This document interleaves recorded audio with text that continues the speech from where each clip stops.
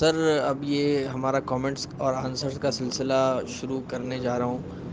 بہت سے سوالات موصول ہوئے ہیں، خصوصاً جو انجینئر محمد علی مرزا کے حوالے سے آپ کی ایک بیان ریکارڈ ہوا تھا، اس کے اوپر بہت سے لوگوں نے اعتراضی کمنٹس کیے ہیں اور کہا ہے کہ آپ پہلا سوال جیسے کہ یہ ہے کہ آپ کوئی پہلے تحقیق کر لیا کریں۔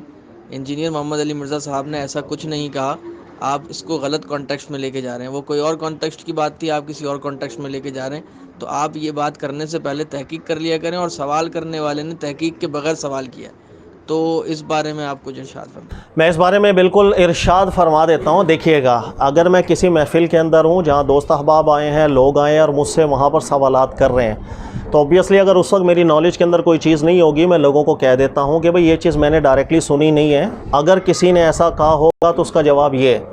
لیکن ذہن میں رکھیے گا، پبلش کرنے سے پہلے جب یہ چینل کے اوپر ہمارے جو اسٹوڈنٹس ہیں وہ ویڈیو ڈال رہے ہوں، تو میں بالکل اس چیز کی کنفرمیشن پہلے کرتا ہوں۔ آپ کو کیا لگتا ہے مطلب یوٹیوب پہ بغیر تحقیقات کے ہم چیزیں ڈالی جا رہے ہیں؟ افسوس کی بات ہے، بالکل میں نے وہ کلپ سنا ہے اور اسی کلپ کے اوپر رائے دی، اور بلکہ میں نے نہایت نپے تلے الفاظ کے اندر رائے دی۔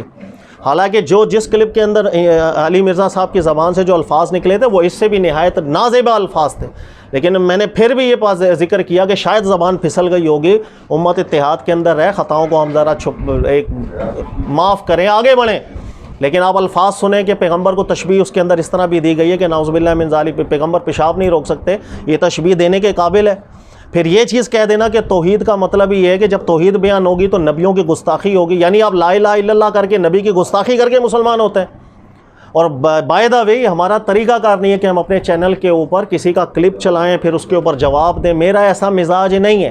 لیکن میں پھر بھی اپنے اسٹوڈنٹ سے ابھی ریکویسٹ کر دیتا ہوں کہ یہ جو کلپ کا ٹکڑا یہ ضرور ڈالیں، ہم نے بالکل کنفرم اس چیز کو کیا تھا اور اس کے بعد ہی پبلش کیا، یہ آپ بھی سن لیجئے تاکہ ایک چیز آپ کو یہ بھی کلیئر ہو جائے کہ بلا تصدیق ہم ایسی باتیں نہیں کرتے۔ ہاں یہ ضرور ہے کبھی آن دا سپورٹ کوئی ہمیں سوال کر لیتا ہے تو اس وقت میں نے کسی کلپ کو نہیں دیکھا تو میں یہ کہہ دیتا ہوں بھائی میں نے تو نہیں دیکھا ہوا، لیکن یہ میں اس کا جواب یہ دے دیتا ہوں۔ اور بچے جس وقت پبلش کرنے لگتے ہیں اس سے پہلے میں بالکل کنفرم کرتا ہوں کہ بھائی یہ چیز کسی نے رائے دی ہے، کسی نے رائے نہیں دی ہے۔ بھائی جب توحید بیان ہوگی تو گستاخی تو آٹومیٹکلی ہو جائے گی، کیونکہ توحید کا مطلب ہی ہے کہ اللہ کے سوا کوئی پیغمبر، کوئی فرشتہ، کوئی بزرگ، کوئی بابا، شاہی کوئی نہیں۔ توحید کا تو مطلب ہی یہی ہے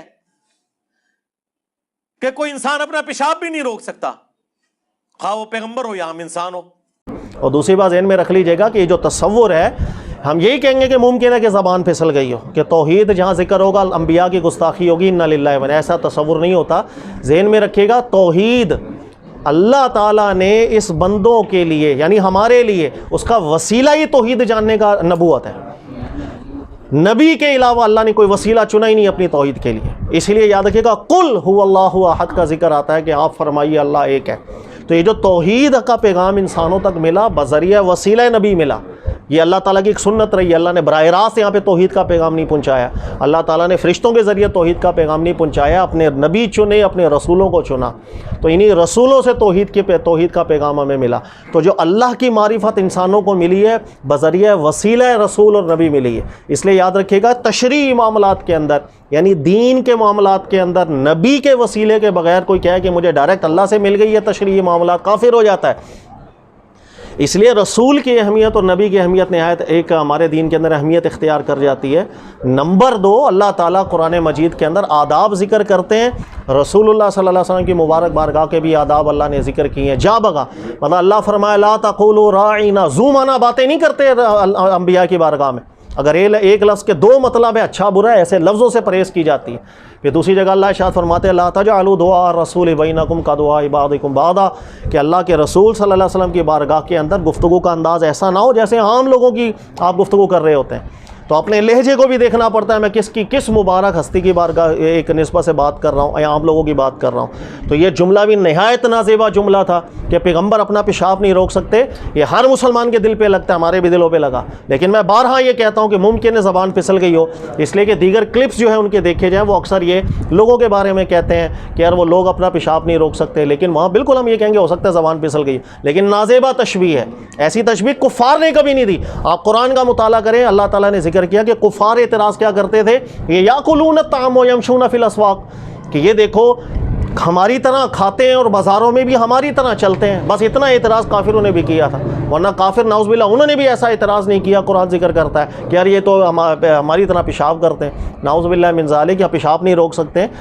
دیکھنا پڑتا ہے آپ کس مبارک ہستی کی بارگاہ میں گفتگو کر رہے ہیں. انبیاء کرام علیہ السلام کی اعلیٰ مبارک بارگاہ کے اندر ہمیں ذو معنی گفتگو کرنے کی اجازت نہیں ہے. ادب اخلاق اعلیٰ درجے کا ہونا چاہیے.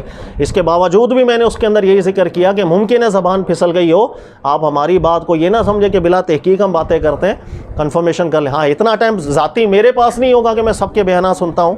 لوگ سوال کرتے ہیں, مختلف مجالس کے اندر ہم جاتے ہیں, لوگ سوالات کرتے ہیں, لیکن اپلوڈ کرنے سے پہلے ہم بالکل تحقیق کر دیتے ہیں. اللہ تعالیٰ سمجھنے کی توفیق دے. جزاک اللہ. سر اگلا کمنٹ یہ آیا ہے کہ آپ نے انجینئر محمد علی مرزا صاحب کے حوالے سے یہ ذکر کیا کہ انہوں نے آپ کو کوئی جواب دیا تھا, تو اس پہ بھی کمنٹ کر رہے ہیں لوگ کہ یہ کوئی جھوٹا آپ دعویٰ کر رہے ہیں, آپ کو تو کبھی کوئی جواب ہی نہیں دیا, آپ کا تو کبھی ذکر ہی نہیں کیا انہوں نے, آپ کا کبھی نام نہیں لیا انہوں نے, تو مطلب آپ نے ایسا کیوں کہا؟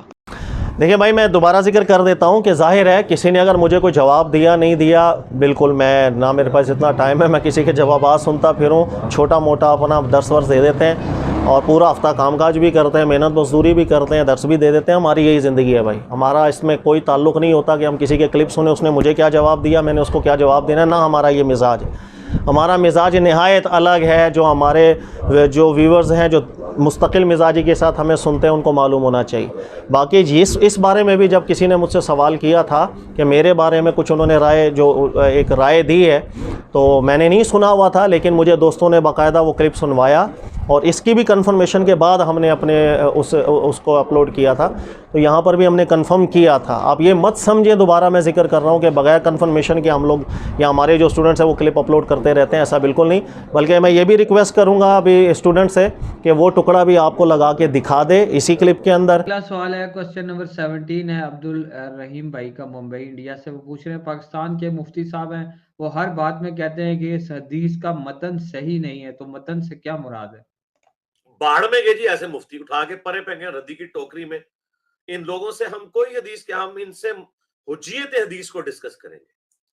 اور یہ جس مفتی کا والا دے رہے ہیں وہ اس فرقے سے تعلق رکھتا ہے جو مرے ہوئے قبروں میں پڑے ہوئے لوگوں کو پکارتے ہیں, اور جن کو قرآن نہ سمجھ آئے ان کی کیا اوقات ہے کہ ہم ان سے حدیث کے متن کے اوپر بات کریں.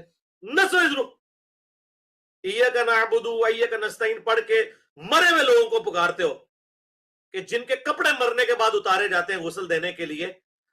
کوئی زندہ بندہ اپنی شلوار اتارنا دیتا ہے؟ ان کے بزرگوں کی شلواریں اتاری گئی تھیں جب یہ مرے تھے ان کو غسل دینے کے لیے, ٹھیک ہے, ننگا کر کے ان کو غسل دیے گئے تھے. اور آج ان مرے ہوئے لوگوں سے مانگتے ہیں, یہ ہمیں بتائیں گے کہ جی بخاری کی اس حدیث کا متن درست نہیں ہے. نسیتو تسی منکرین قرآن ہو, منکرین قرآن سے حجیت حدیث کا مقدمہ بھی ڈسکس نہیں ہوگا. تم لوگ پہلے قرآن کی توحید کو مانو, نکلو ادھر سے. کہ انہوں نے بالکل ایک رائے پاس کی تھی, لیکن میں نے اس کا کوئی جواب نہیں دیا, اس لیے کہ مجھے کوئی ضرورت نہیں ہے ایسے جوابات دینے کی. ہماری کوشش یہی ہوتی ہے کہ ایک اچھی فضا پیدا ہو, لوگ دین سیکھیں, قرآن سیکھیں, وہ ان چیزوں کو سیکھیں, لڑائی جھگڑے سیکھیں, کسی کو ذلیل کرنا یہ نہ سیکھیں. اور اگر کوئی میرے بارے میں رائے دیتا ہے, اچھی رائے دے, بری رائے دے, کوئی مسئلہ نہیں ہے, نہ میرے کو برا لگنا چاہیے اس بارے میں. لیکن بہرحال یہ بھی ہم نے تحقیق کر کے تصدیق کر کے اس کے اوپر کامنٹ پاس کیا تھا اور اس کو بھی اپلوڈ کیا تھا. اب یہ مت سمجھیے گا کہ ہم کو کچی باتیں, ہمارے جو اسٹوڈنٹس ہیں وہ ایری گری باتیں ڈال دیتے ہیں. جزاک اللہ.